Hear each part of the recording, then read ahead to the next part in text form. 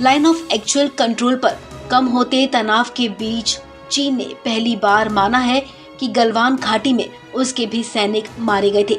आपको बता दें, चीन ने पिछले साल जून में हुए संघर्ष में मारे गए अपने सैनिकों को लेकर लगभग 9 महीने तक चुप्पी साधे रखी।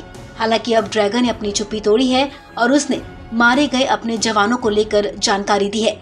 चीन की सरकारी मीडिया ग्लोबल टाइम्स ने पीपल्स लिबरेशन आर्मी के अखबार के हवाले से बताया कि गलवान में चीन के 4 सैनिक मारे गए थे। वहीं चीन ने क्षेत्र में तनाव पैदा करने का जिम्मेदार भारत को ठहराया है। आपको बता दें, इस खूनी झड़प में भारत के 20 जवान शहीद हो गए थे। पहली बार चीन ने अपने 4 सैनिकों के मारे जाने की बात कबूल की है। हालांकि ऐसा माना जा रहा है कि चीन अब भी धोखा दे रहा है और अपने मारे गए सैनिकों की असली संख्या छिपा रहा है। हालांकि CGTN ने गलवान का नाम नहीं लिया और कहा कि जून के महीने में एक सीमा विवाद में ये क्षति हुई है, लेकिन ग्लोबल टाइम्स ने साफ लिखा है कि गलवान घाटी की हिंसा में ये हानि हुई है। ग्लोबल टाइम्स के मुताबिक चीन के केंद्रीय सैन्य आयोग ने काराकोरम पर्वत पर तैनात रहे 5 चीनी सैनिकों के बलिदान को याद किया। ये हैं PLA शिनजियांग मिलिट्री कमांड के रेजिमेंटल कमांडर क्यूई फापाओ, चेन होंगुन, जियानगोंग, जियो सियुआन और वांग जुओरन। इनमें 4 की मौत गलवान की खूनी झड़प में हुई थी, जबकि 1 की मौत रेस्क्यू के वक्त नदी में बहने से हुई थी। भारत और अंतर्राष्ट्रीय मीडिया का मानना है कि चीन के कम से कम 45 सैनिक गलवान घाटी की हिंसा में मारे गए थे। आपको बता दें, चीन की सेंट्रल मिलिट्री कमीशन ने ये सम्मान PLA सैनिकों को दिया है।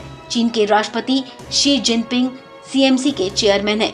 गौरतलब है कि भारतीय सेना और चीन के बीच जून 2020 को गलवान घाटी में हुई झड़प में 20 भारतीय सैनिक शहीद हो गए थे। हालांकि इस झड़प में कोई गोली नहीं चली थी, लेकिन संघर्ष इतना खूनी था कि भारत को अपने 20 सैनिकों की शहादत सहनी पड़ी थी।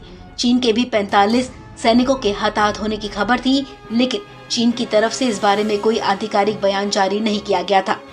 6 जून को चीन और भारत के बीच मेजर जनरल रैंक लेवल की बातचीत हुई थी, जिसमें सीमा पर शांति बनाए रखने और यथास्थिति बनाए रखने पर सहमति बनी थी। लेकिन इसके बाद 15 जून की रात गलवान घाटी में कर्नल बाबू ने चीन के सैनिकों को उनकी सीमा में और पीछे जाने को कहा, लेकिन उनके शांतिपूर्ण तरीके से बात करने के बावजूद चीन के सैनिकों ने बहस शुरू कर दी। इसके बाद भारतीय सेना और चीन के सैनिकों के बीच टकराव शुरू हो गया, जिसमें चीन के सैनिकों ने भारतीय सैनिकों पर डंडों, पत्थरों और नुकीली चीजों से हमला कर दिया।